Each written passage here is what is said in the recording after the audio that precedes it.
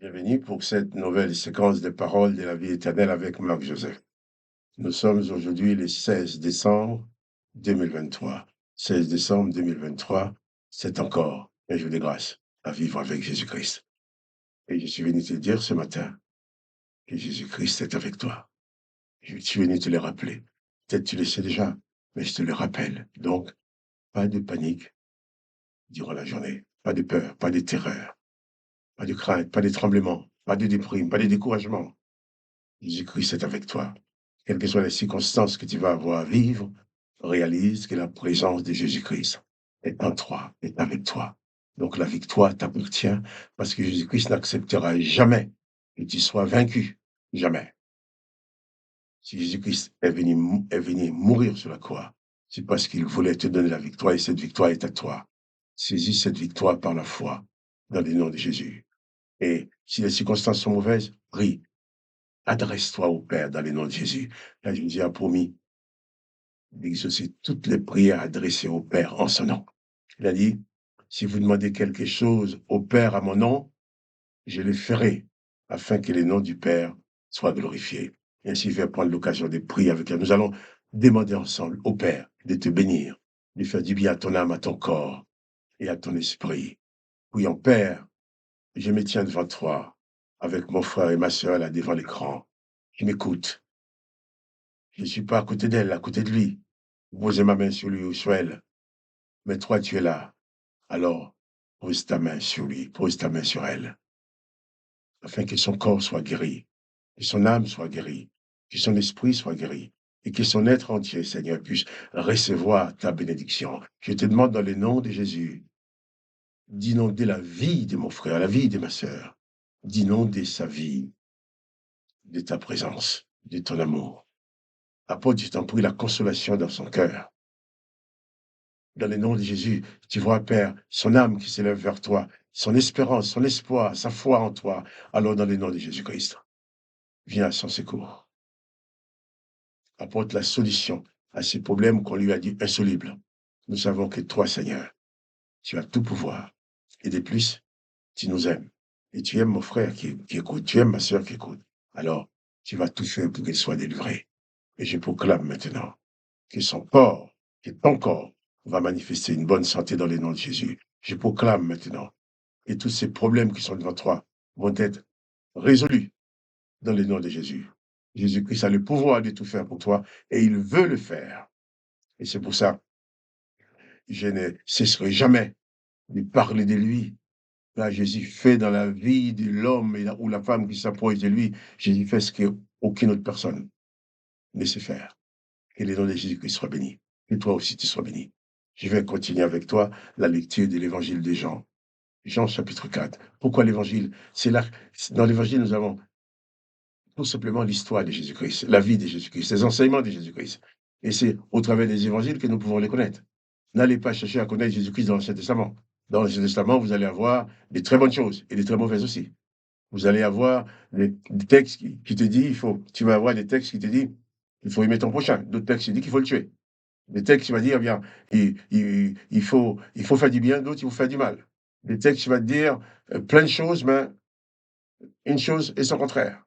Tandis que Jésus-Christ ne dit pas une chose et son contraire. Quand Jésus-Christ dit qu'il faut s'aimer, il ne dit pas qu'il faut aimer et tuer en même temps. Jésus-Christ ne dit pas qu'il faut haïr. Au contraire, il dit même celui qui t'a fait du mal, il faut l'aimer. Donc, si tu veux vraiment demeurer dans la victoire, cantonne-toi à vivre uniquement les enseignements de Jésus-Christ. Au moins, tu ne mettras pas de la pollution dans ta vie. Si tu vas puiser dans l'Ancien Testament, je ne dis pas que tout est mauvais dans l'Ancien Testament. Il y a des bonnes choses, mais au milieu, il y a plein de choses qui peuvent polluer ton âme. Donc, cantonne-toi, tout simplement, j'aime bien dire même, borne-toi à vivre uniquement selon les paroles de Jésus-Christ. Là, tu es sûr de ne pas te tromper. Là, Jésus-Christ, c'est la vérité.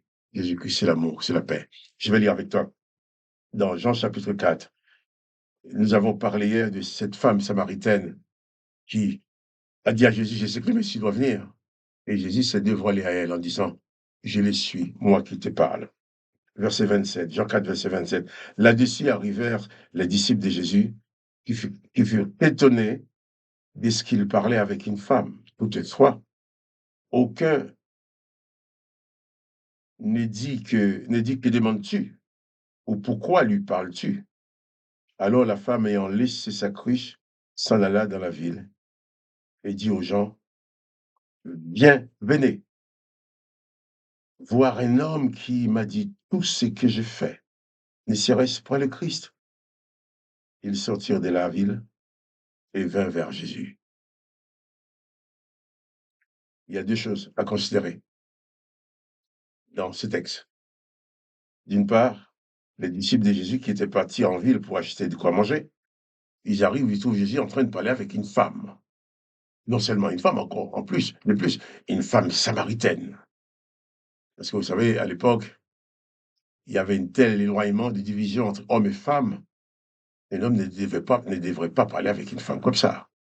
Et en plus, encore une femme samaritaine, pour quelqu'un qui est juif, c'était encore dur parce que ce racisme, ces divisions étaient là. Il fallait pas se mélanger.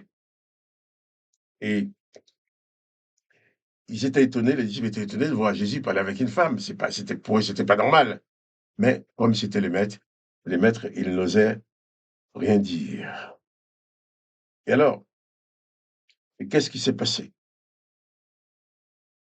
Le texte dit, alors, la femme ayant laissé sa cruche, s'en alla dans la ville et dit aux gens, venez voir un homme qui m'a dit tout ce que j'ai fait. Ne serait-ce point le Messie? Et ils sortirent de la ville et ils vinrent vers Jésus. Cette femme avait découvert en Jésus-Christ ces gens, des personnes qu'il n'avait jamais rencontrées. Cette femme avait certainement l'habitude de parler avec des hommes, puisqu'il a eu 5 maris et d'autres encore. Encore une autre qui n'est pas son mari, comme Jésus lui a dit. Mais en Jésus-Christ, il n'a pas trouvé les mêmes choses qu'il trouvait dans ses maris. Il a réalisé que Jésus-Christ était le Messie, le Sauveur.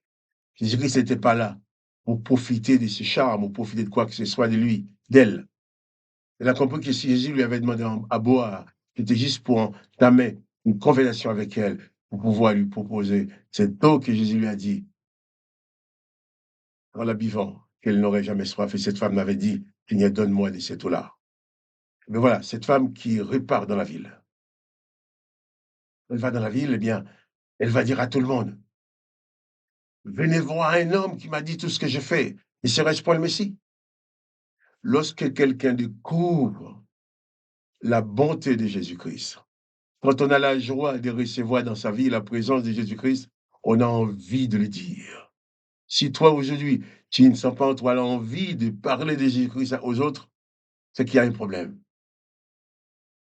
Parce que quand on goûte l'amour de Jésus-Christ, quand on goûte vraiment le bien-être, le bienfait de sa présence dans sa vie, eh bien, on a envie de souhaiter cette présence à tout le monde. C'est pour ça que je suis là à parler, parce que j'ai reçu Jésus dans ma vie et la présence de Jésus est tellement précieuse dans ma vie. Il m'apporte tellement de bien dans mon âme, dans mon esprit, même dans mon corps, que j'aurais souhaité que tous les hommes, que toutes les femmes arrivent à expérimenter ce bonheur. Alors, tu as reçu Jésus-Christ? N'aie pas honte de parler de lui. C'est le Messie, c'est le Sauveur. Et quand tu parles à quelqu'un de Jésus-Christ, tu lui communiques une dose d'éternité. Et les noms de Jésus-Christ soient bénis. Sois donc des distributeurs, distributrices de cette parole de la vie éternelle en Jésus-Christ. Que les noms de Jésus soient bénis et toi aussi tu sois béni. Et quant à moi, Marc-Joseph, je te dis, pas de panique. Jésus-Christ est avec toi.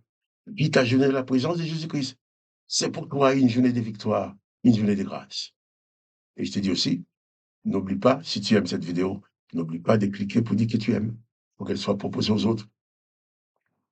Alors je vais te dire à demain pour reparler de ces merveilleux Jésus, si précieux dans ma vie et dans la tienne aussi. Alors, sois béni et à demain.